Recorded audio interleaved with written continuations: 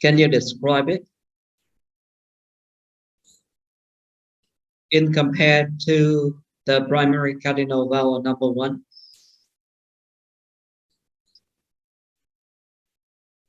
In comparison, long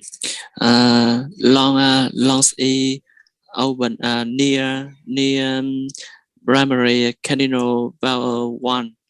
Okay, it's in the area of primary yeah, cardinal vowel number 1, right? Yeah, so close the mouth and tongue front. It is at front, yes, front. as close. Yes. Yeah. However, long is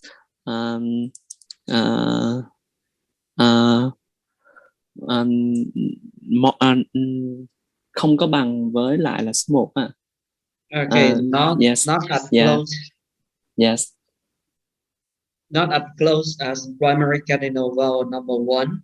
Yes. It is more open, right, than the primary cardinal number 1, because you see, because lower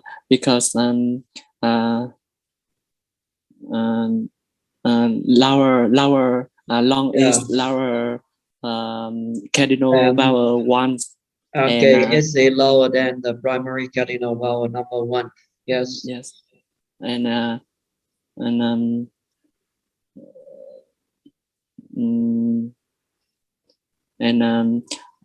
long is round back then cardinal vowel 1. Okay. Thank you. Thank you. How about the sound xin lỗi các thầy cô mà học dự thính á, thì mình cứ để tên the sound Dạ, mời thích nữ Lê Hiền.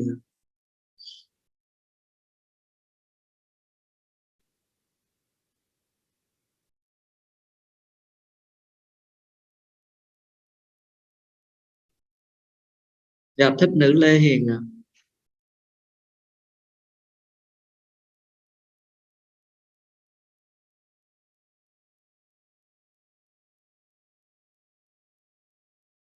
Hello. Can you hear me? Yes, I can hear. However, in class, not Lê Hiền. Without Lê Hiền. Thích nữ Lê Hiền. Sorry. Liên Hiệp hả thầy? Liên Hiền, yeah. Liên Hiệp. Liên Hiệp. Dạ, đúng rồi. Yes, okay. Sorry. Liên Hiền. Yeah, Liên Hiệp ạ. Yeah, we have Liên Hiền, right? Liên Hiền. Thích nữ Liên Hiền.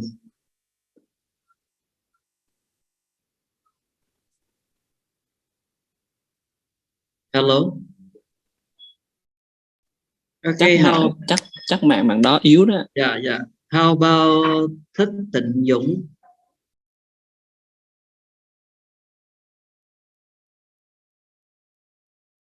Yeah, mời thầy Tịnh Dũng.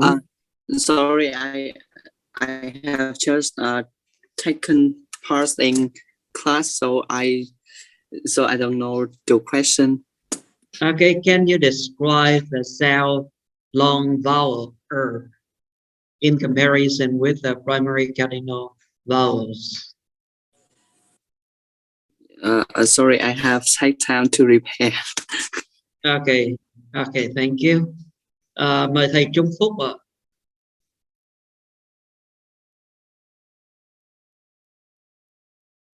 Dạ không biết thầy ơi. Who can say something about this? Who can answer the question? Yes, I can answer. Yeah. Mời thích nữ Huệ Đức ạ. Yes. This is a central vowel between cardinal vowel 2 and 3. Mhm. About the tongue high, is it high, mid, or low? Mid. Yeah, it is a mid vowel, Yes, right? yes. Compare cardinal vowel 2. Yeah. It is more open. Yes. Yes. The lips are new. Are the lips are neutral. Yeah, the lips are neutral. Good. Compare with cardinal vowel 3. It is more close. Yeah, it is more close than the primary cardinal vowel number 3. Yes. Okay, thank you. Okay, how about the long U?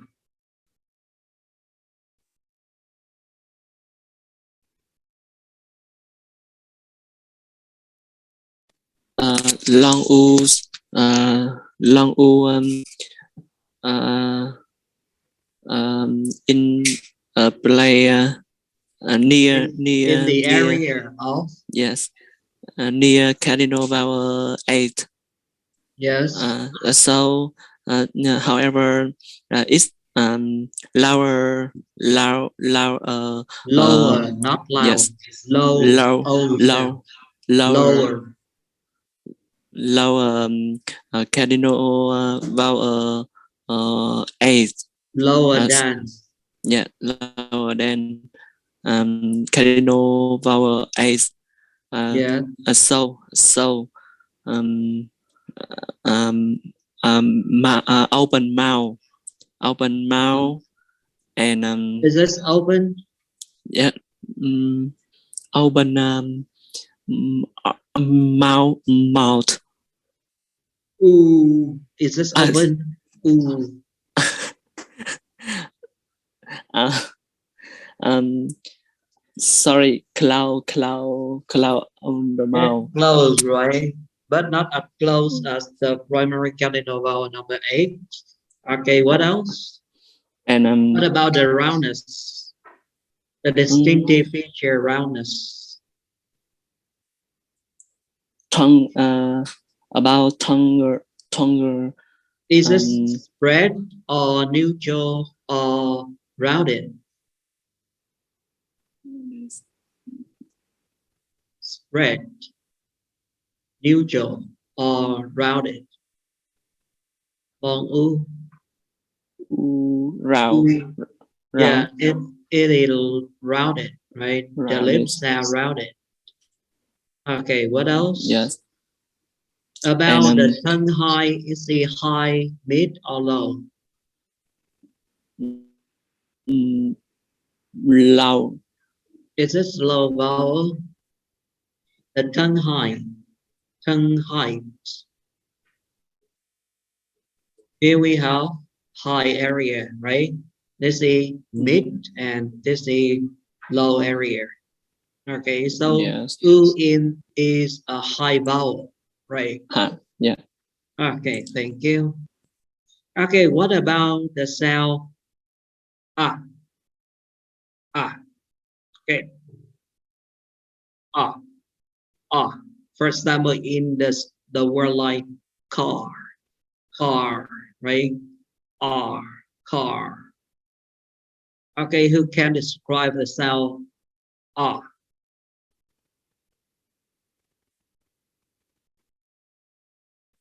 Dạ, xin mời thích nữ thông duyên.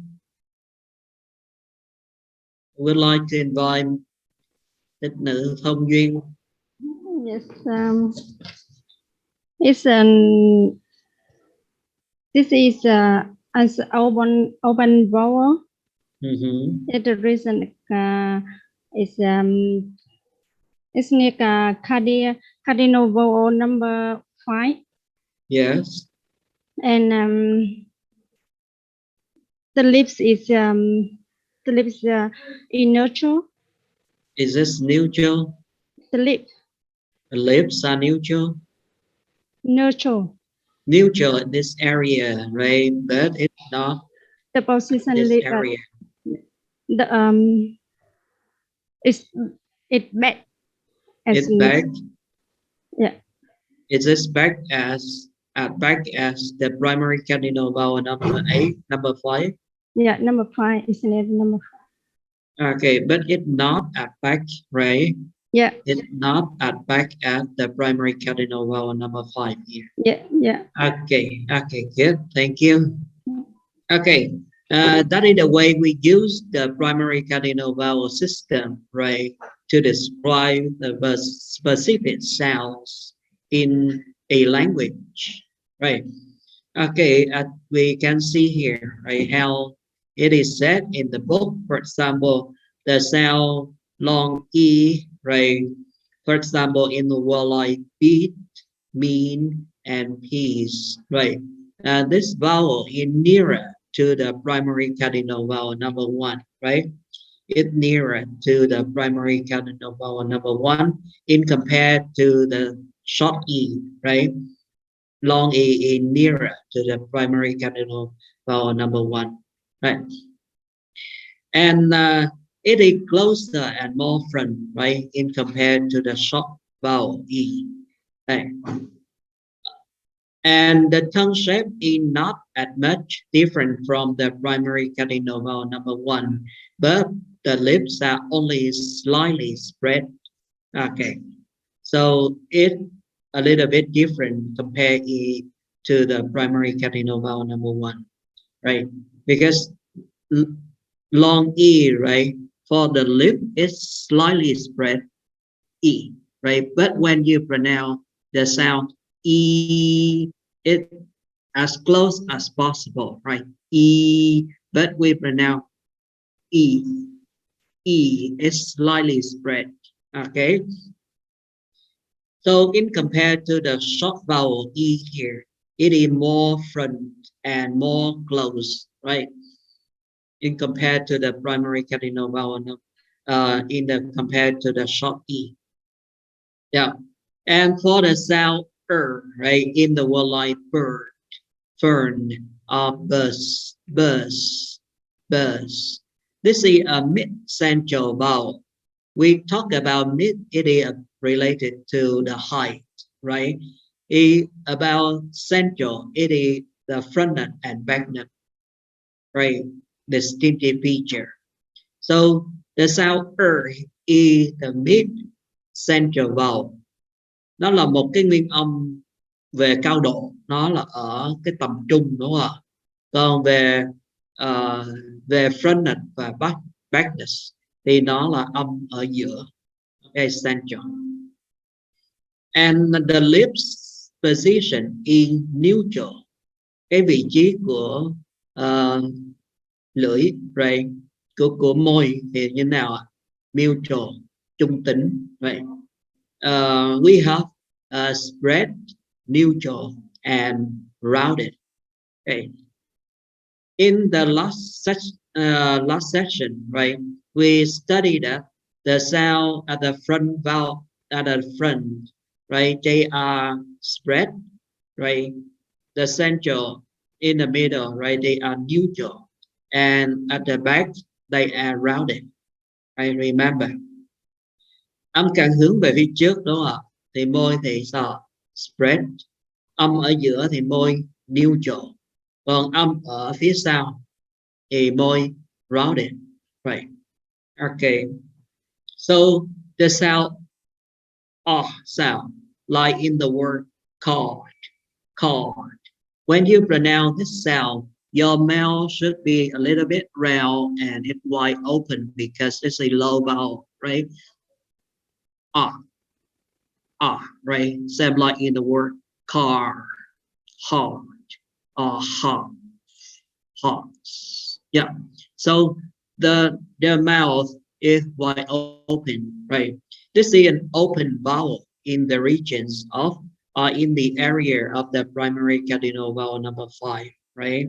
But it's not back at this, right? As you see on the diagram, the sound here not as back at the primary cardinal vowel number 5. Understand? nghĩa là nó không có lùi về phía sau bằng với lại cái primary cardinal vowel number 5 here, right? Oh, and the lip position, right, in neutral. Okay, it's a little bit neutral, maybe in this area, hard, but yeah. For the O sound, the tongue high for this vowel is between the primary cardinal vowel number 6 and primary cardinal vowel number 7, right? 6 here and 7 here. But it is nearer to the primary cardinal vowel number 7, right? The O sound. Okay, so it at back up, right? And it is rounded vowel. The lip rounding, right? It is strong lip rounding. Nghĩa là nó khá tròn, tròn môi, right? Or in the word ball, tone, or horse, yeah. And for the long oo, right? This is oo sound, right? In word like food, soon, or lose, it is the nearest to the primary cardinal vowel number 8, right? But it much less back and less close, while the lips are completely moderately rounded. Moderately rounded. Not tròn môi, right? Ooh. Okay. So that is how we describe the vowel based on the primary cardinal vowel system. Okay. Any questions for this? So you remember all the position of the short vowel, a single vowel, right, on the diagram.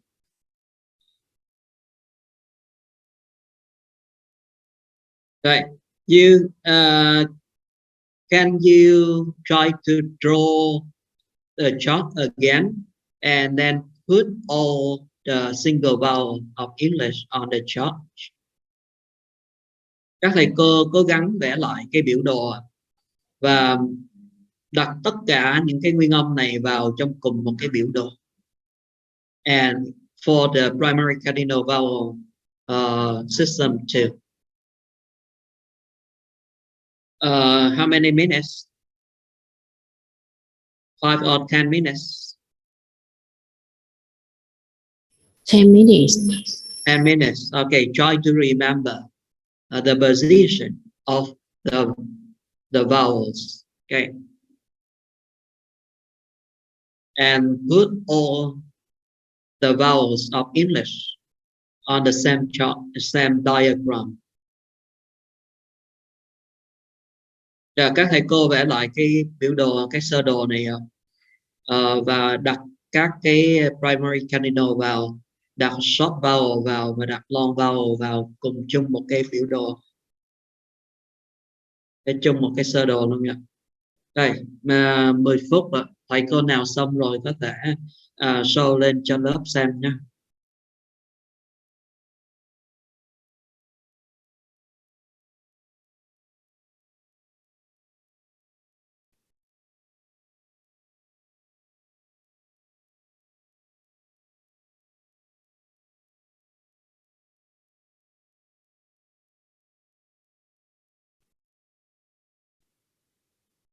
Dạ trong Zalo hay trên đây luôn thầy? Dạ. Dạ trên Zalo hả thầy? Trong meeting chat đó. Dạ không, ở trong hay các thầy cô đợi một tí con tạo cái này cho mình cho nó tiện nha.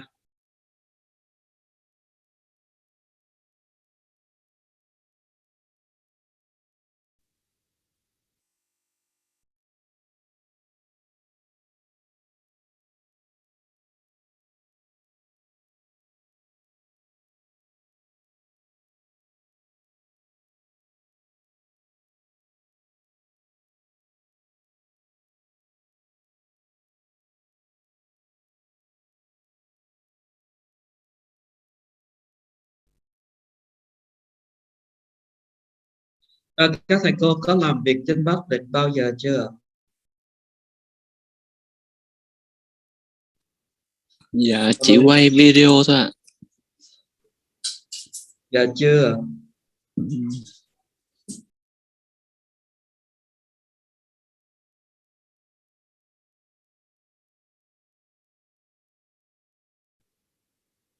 Dạ rồi, con vừa mới gửi cái đường link của Padlet đó.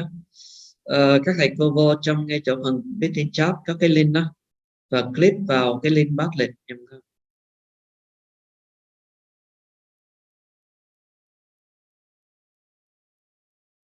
Dạ, con thấy một số vị vô được rồi đó.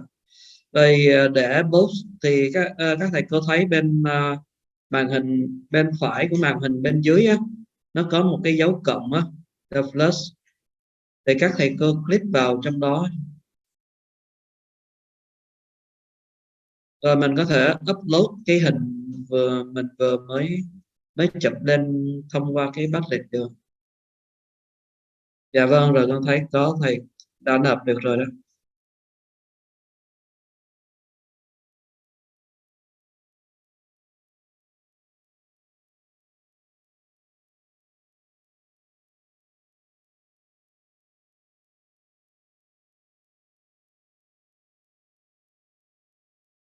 Cái này là các thầy chỉ hay học sư cô gì đó mới chỉ có đưa cái long vowel, how about short vowel, còn những cái short vowel và những cái primary cardinal vowel này, đưa lên hết trên một cái diagram này.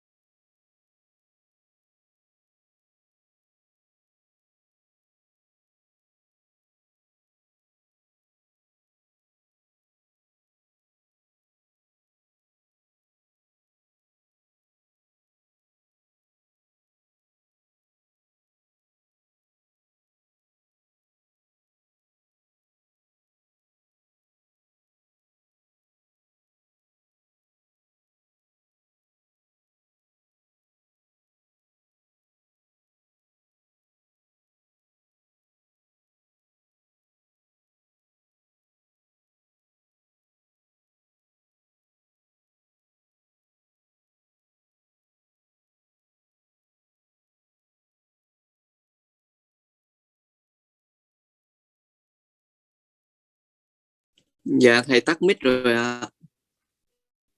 Dạ, cái hình của thầy vừa mới đăng thì ngay chỗ này mình cho nó thẳng lên giùm con nha. Ngay chỗ cái góc này là nó thẳng và cái này nó dài ra một tí ha. Cái hình nó hơi ngắn quá.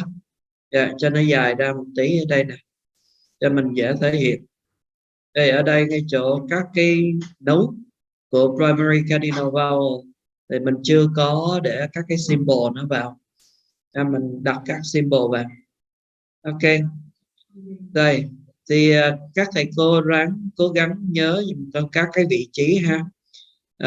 Remember the distribution of all the position of all the vowels right on the chart on the diagram.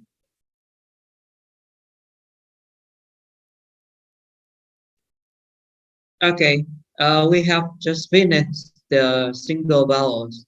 Now we move to diphthongs. In Vietnamese mình gọi nó là nhị trùng âm. Diphthongs are the sounds which consist of a movement or a climb from one vowel to another vowel.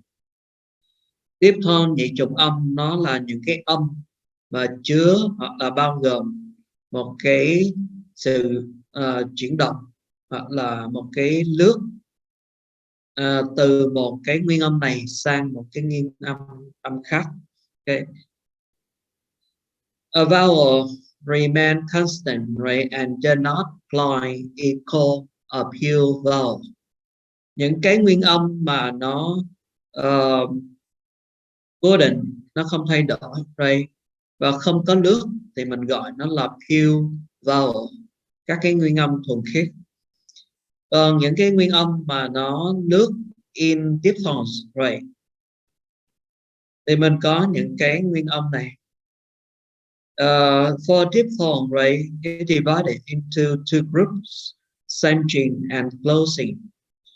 Nghĩa là âm lướt về trung tâm, mean that the ending in the sound.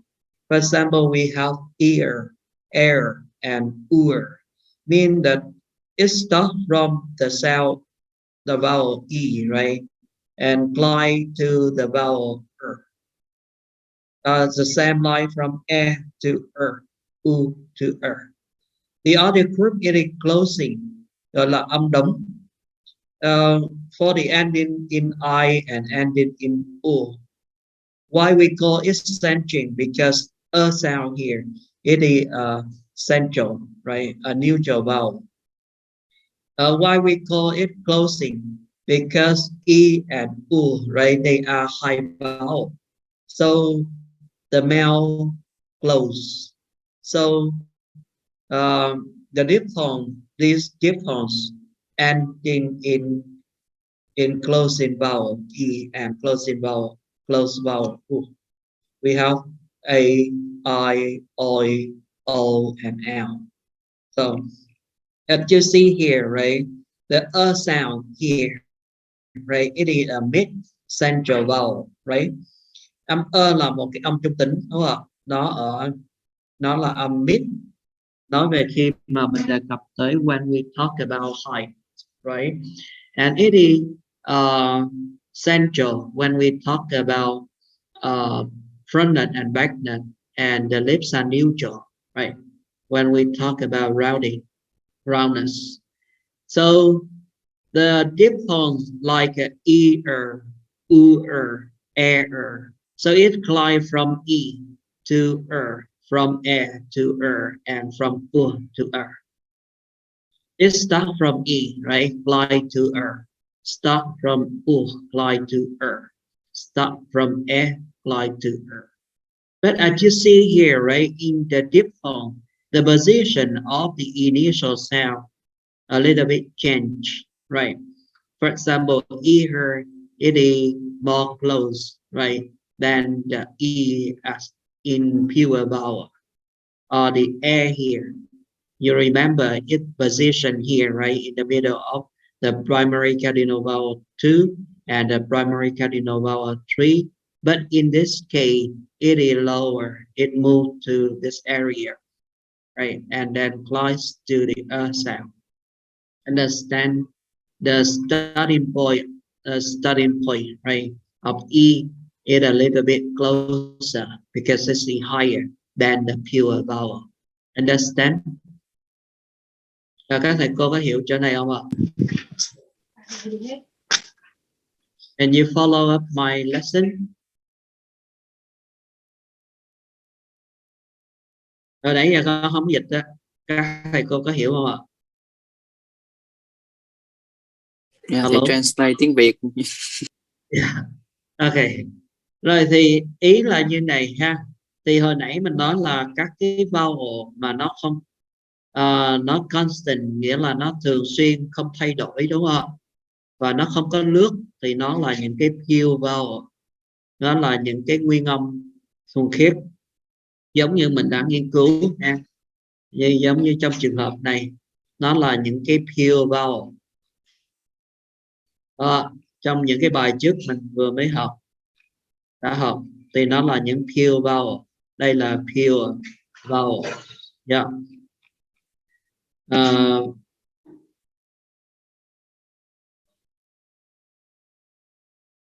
Và đây là những cái pure vowel. Okay. Nhưng mà ở trong đối với diphthongs thì những cái âm đó không còn là âm pure vowel nữa, mà nó được thay đổi vị trí. Âm y này như thông thường nó nằm ở vị trí này, đúng không ạ?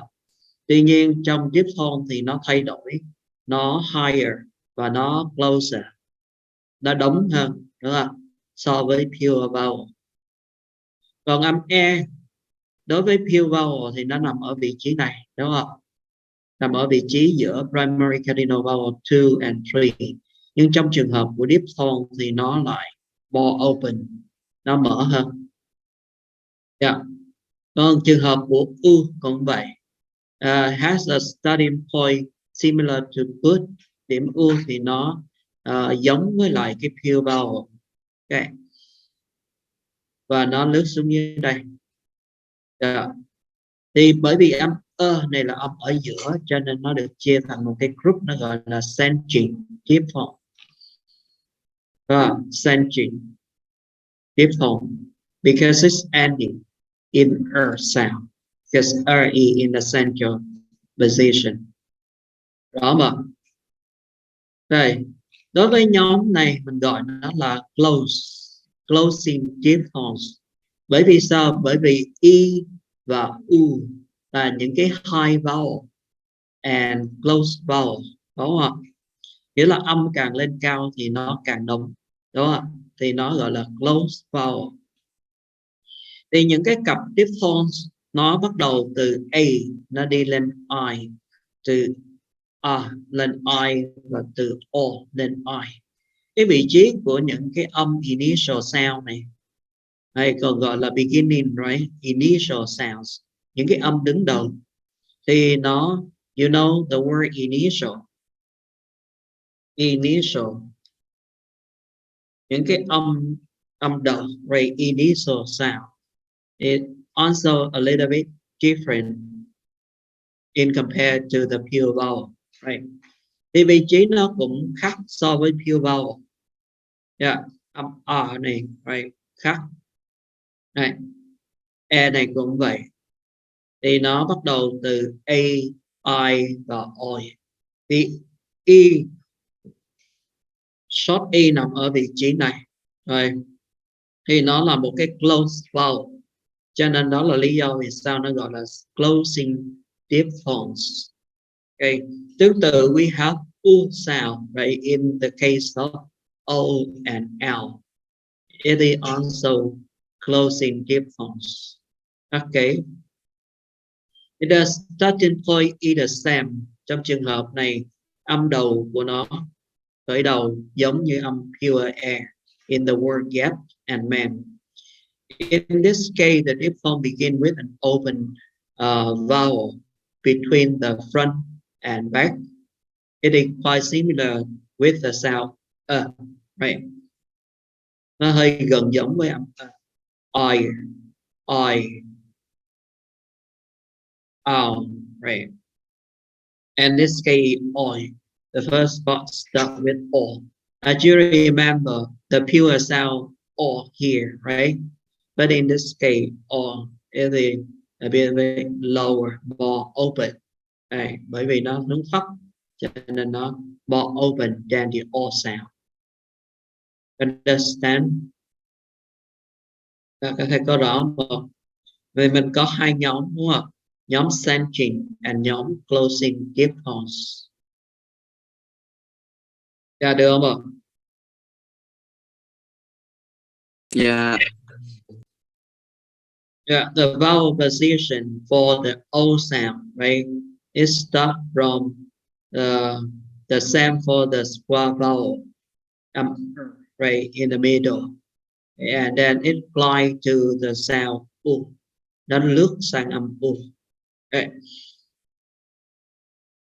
The lip may be slightly rounded in anticipation of the glide toward for there is quite noticeable rounding.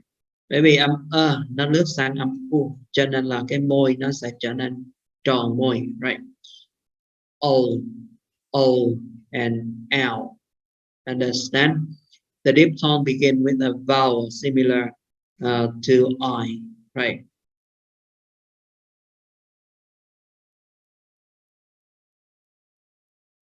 Yeah, and there is only slight lip rounding.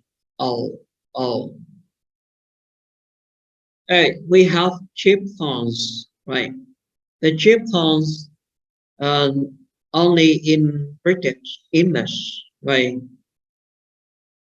They occur in English, in British English. Đối với tam trùng âm hoặc là nguyên âm 3, right? Thì nó tương tự, right? It is a glide from one vowel to another and then to the third one.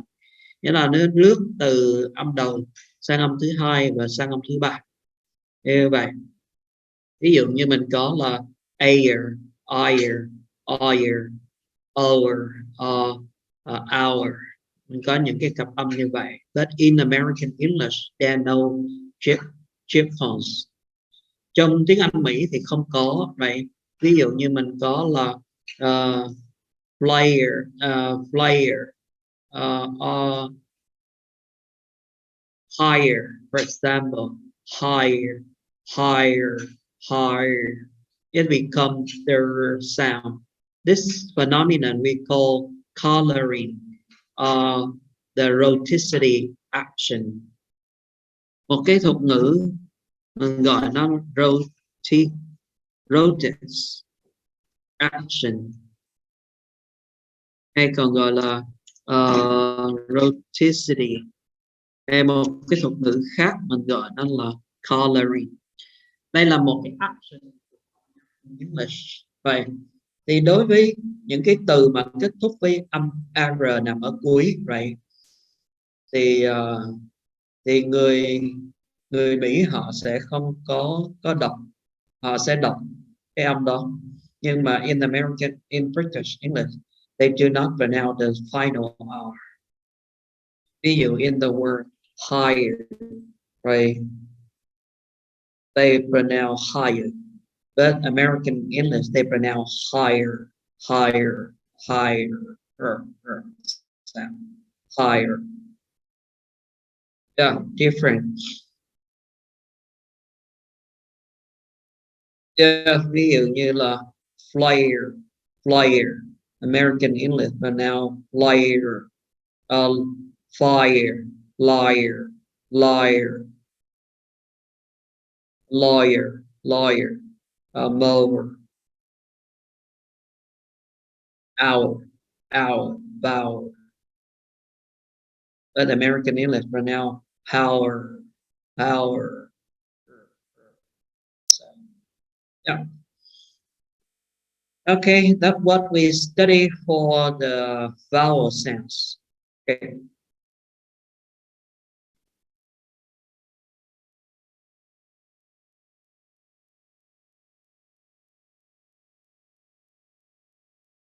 Okay, any questions? Các thầy cô có câu hỏi nào không?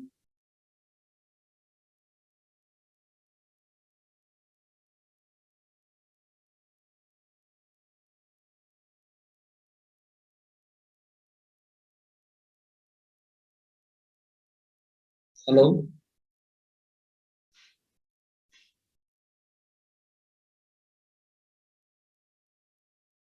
Hello? Dạ nghe. Không có câu hỏi. No questions? Okay, if you have no questions, so we move to the exercise. Các thầy cô phiên âm làm bài tập số 2 và số 3, exercise 2 and 3. Write a symbol for the long vowel in the following words and the symbol for the diphthongs in the following words. If possible, you can just write the full words. Just write these words. Các thầy có phiên âm hết tất cả các cái từ này không con? Đây, trong vòng 10 phút. Yeah. Use the website type IBA to do this exercise. Try to not use the dictionary.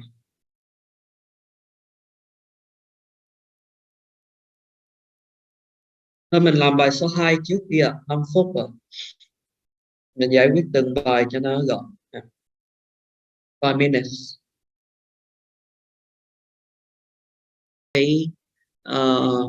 Vowels. Yeah. Đây mình sẽ đi sang một cái nội dung mới, đó là về consonants.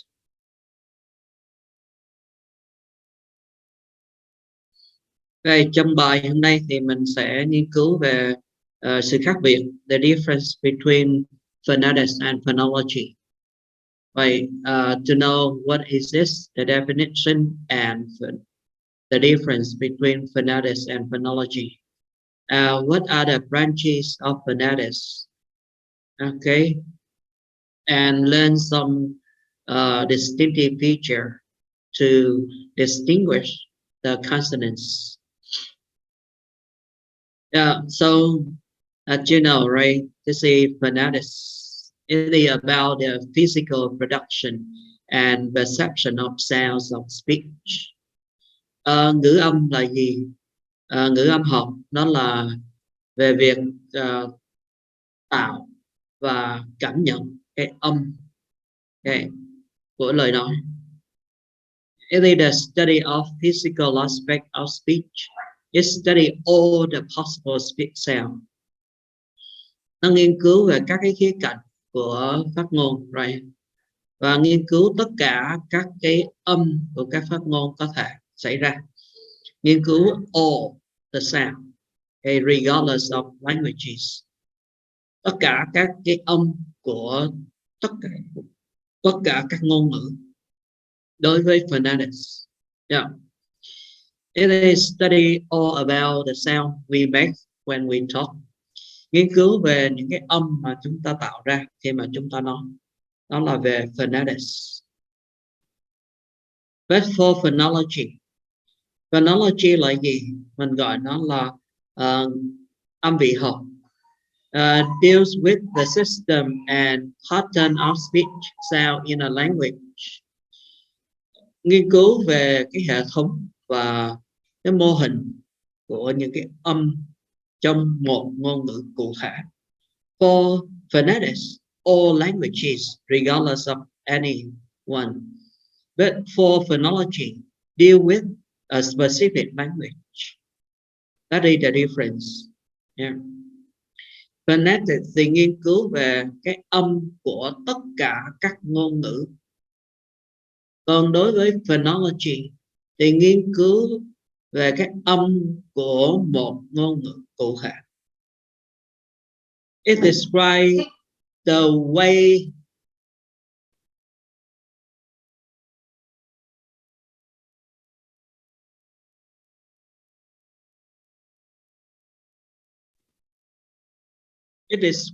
way sounds function within a given language or across languages.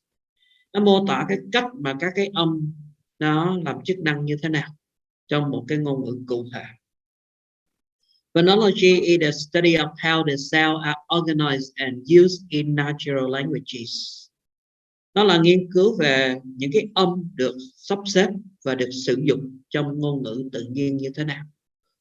So, the object of study different, right? The study object different between the phonetics and phonology. Cái đối tượng nghiên cứu của phonetics nó là tất cả những cái ngôn ngữ, regardless of any specific language, không bất kỳ một cái ngôn ngữ cụ thể nào. Còn đối với phonology, nó là nghiên cứu về một cái ngôn ngữ cụ thể. Okay.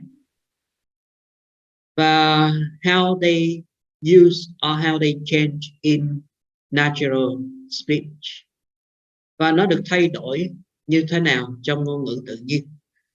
Đó là nghiên cứu về phonology. Yeah.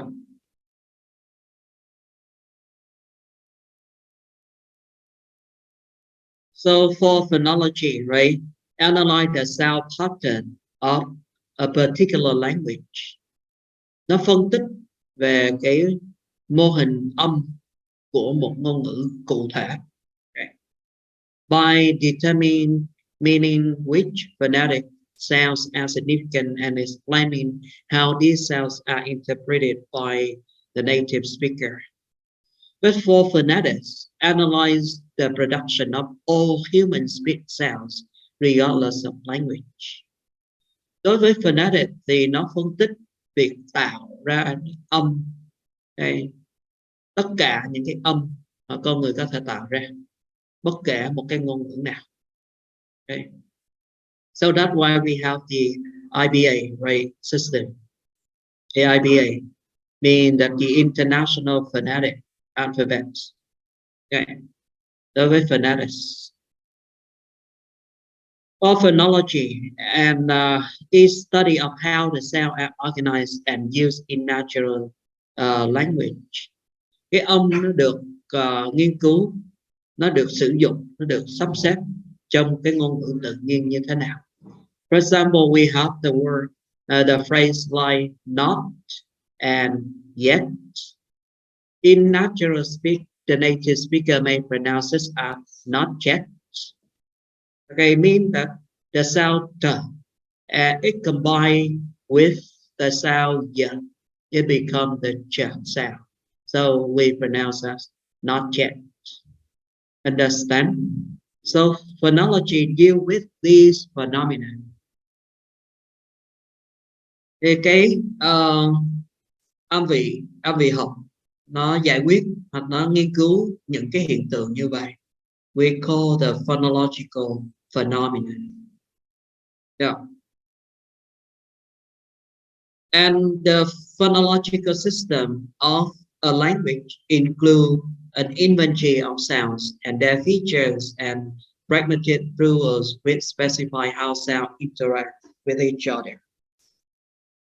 Nghiên cứu về cái hệ thống âm vị của một cái ngôn ngữ bao gồm một cái inventory of sound. What does mean inventory of sound? Inventory có nghĩa là một cái hệ thống hoặc là một cái tập hợp những cái âm, okay. And their features, và các cái đặc tính của cái ngôn ngữ đó, và những cái quy tắc về ngữ dụng, pragmatic rules, để thể hiện là những cái âm này nó tương tác với nhau như thế nào. Okay. For the phonetics, it is the study of human speech sound and study which sound are present in a language. Và nghiên cứu những cái âm hiện diện trong cái ngôn ngữ. And for phonology, right, it study how these sound combine. Những cái âm này nó được kết hợp như thế nào, and how they change, và nó thay đổi như thế nào when they combine together. In combination, as well as which sound can contrast to produce difference in meaning. Và những cái âm nào nó đối lập với nhau để nó tạo ra sự khác biệt về nghĩa. Or phonetics simply describe the articulatory and acoustic property of speech sounds. Những cái đặc tính về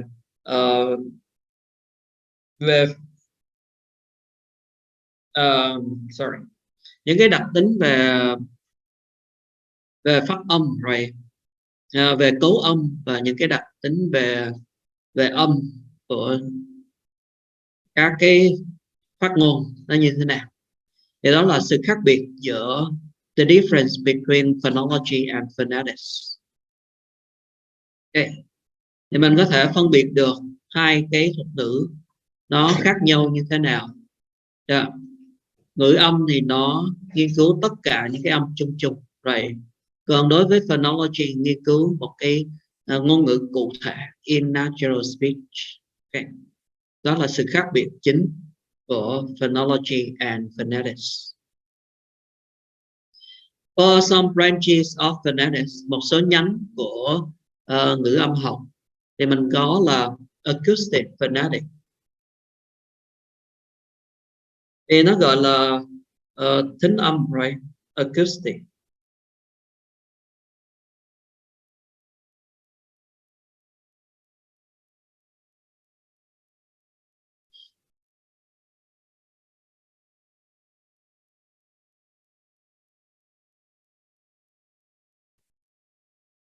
Mình hay còn gọi là ngữ âm học, âm học. Yeah. This is the study the sound wave made by the human vocal organs for communication and how the sound are transmitted. Đó là nghiên cứu về những cái sóng âm được tạo ra bởi các cái cơ quan phát âm của con người nhằm mục đích giao tiếp, and how the sound are transmitted. Và cái âm này nó được truyền như thế nào? The sound travel through from the speaker mouth through the air to the hearer ear. Những cái âm nó được truyền từ miệng của người nói đến tai của người nghe, through the form of vibrations in the air, thông qua cái hình thức là rung động trong không gian. Acoustic phonetics also looks at how articulatory and auditory phonetics link to acoustic property.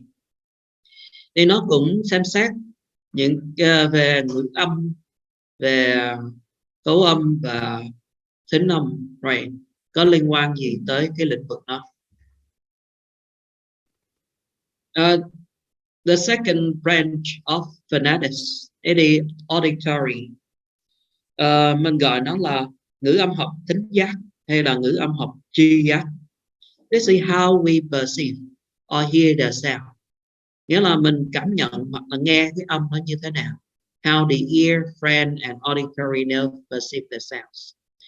Cái tai, não và các cái thần kinh về thính giác cảm nhận cái âm như thế nào. This branch deal with the physiological processes involved in the reception of speech.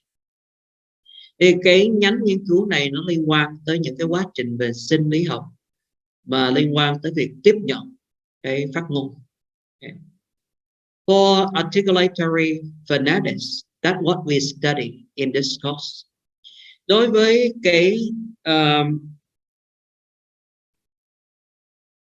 với ngữ âm mà về cấu âm như vậy thì nó liên quan tới việc nghiên cứu về the movement of various parts of the vocal tract during speech.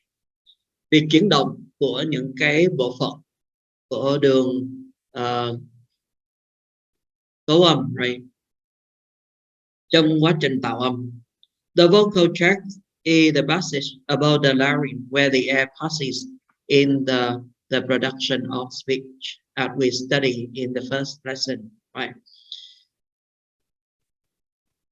Cái đường cấu âm này nó là cái đường dẫn, right, mà được tính từ bên trên larynx, right, thanh quản, nơi mà cái không khí nó thoát ra ngoài trong quá trình tạo âm. Okay. This branch of phonetics is what we study in this course. Thì đối với phonetics thì nó có những cái nhánh nghiên cứu khác nhau như vậy. Thì đối với acoustic thì thông thường là the phonetician study the sound in the lab. Okay. Thì sẽ nghiên cứu những cái âm trong cái phòng lab chẳng hạn, có những cái công cụ instrument to measure, để đo lường the sound wave or vibrations. Okay. Và auditory cũng vậy. Okay. Còn cái nhánh mà mình đang nghiên cứu đó là articulatory phonetics. Thường thì cái nhánh này, hai cái nhánh acoustic and auditory thì thường liên quan tới nhóm về kỹ sư, các cái acoustic engineer, thì họ có những cái công cụ để họ đo lường.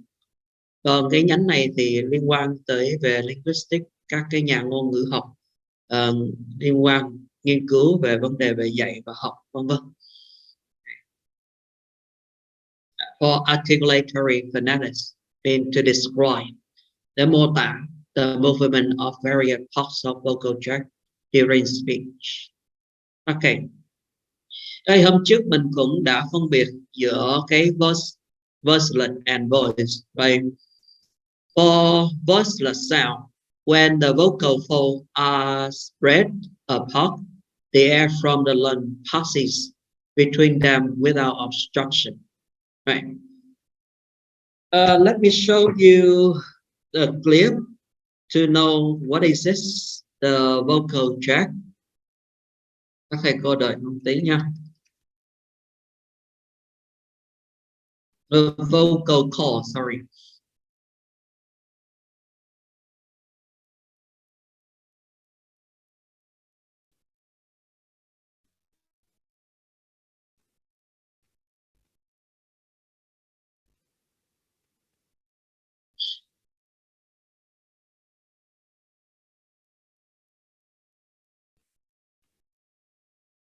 Yeah, here is the vocal cord as you see.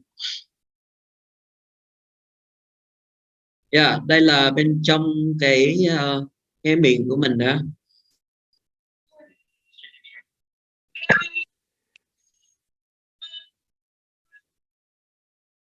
So you see the muscle, the two flop of muscle here, it vibrate, right, continuously with high frequency when you want to speak, or when you speak, or when you breathe. Okay, it wide open. It open wide, right? Close.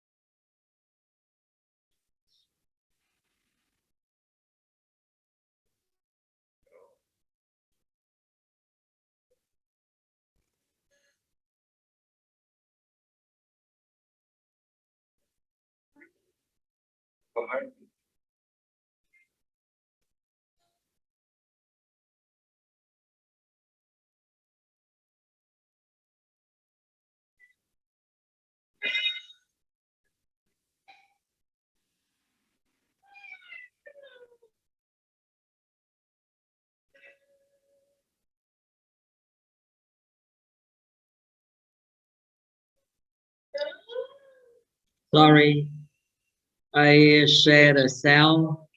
Thank you. Yeah. Hey,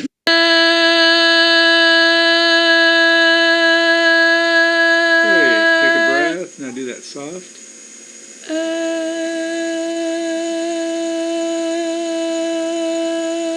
Good.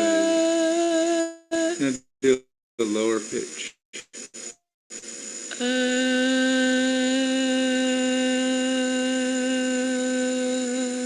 Good.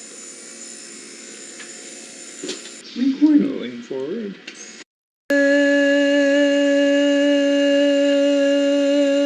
Good. Now a little higher pitch.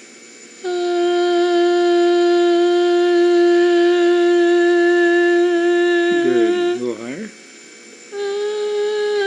Okay, as you see here, right, the vocal fold, these two flop of muscle, right, they open and close continuously during the process of making sounds, right, and it vibrates, right, with high frequency. They vibrate with high frequency, right? Okay. Wide Keep that open, same pitch close. soft. Yeah. Đó là hai cái dây thanh đúng không các thầy cô ha, nó đóng và mở liên tục inside the voice box, inside the larynx, right? The vocal fold inside the larynx.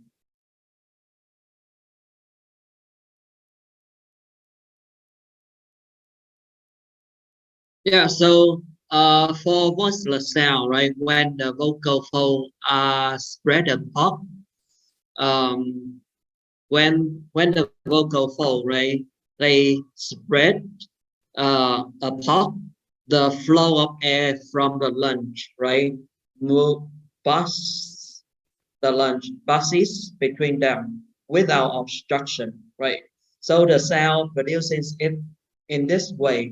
They are described as voiceless sound because there's no obstruction or no stoppage. You know, obstruction, obstruction. Yeah, no stoppage. Nghĩa là không có một cái sự cản trở. Yeah, luồng hơi.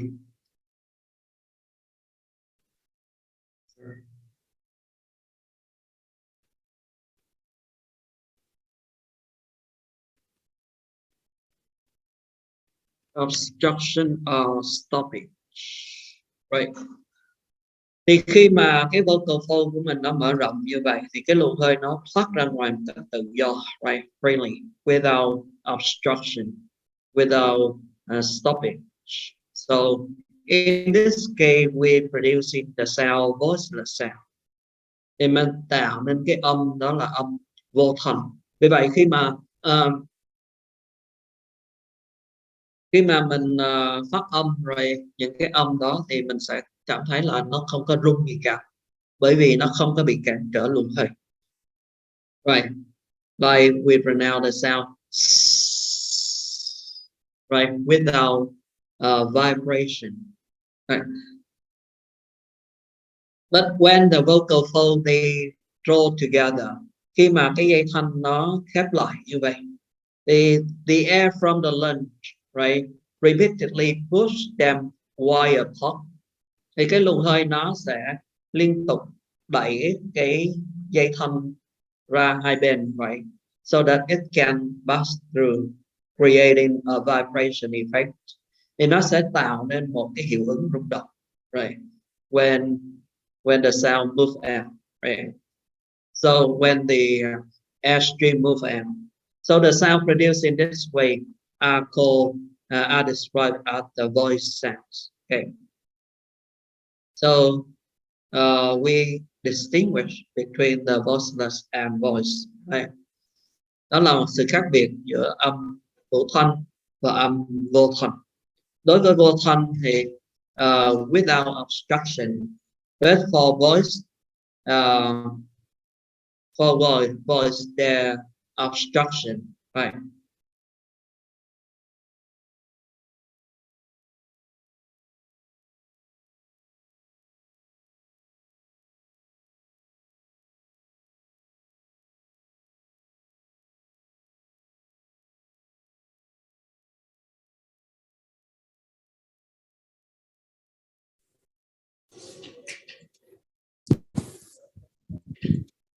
Dạ mô Phật, mình có thể nghỉ giải lao thưa thầy. Dạ vâng ạ. Dạ rồi lớp nhảy lao đi ạ. Trong vòng 15 phút nha thưa thầy. Dạ mô Phật.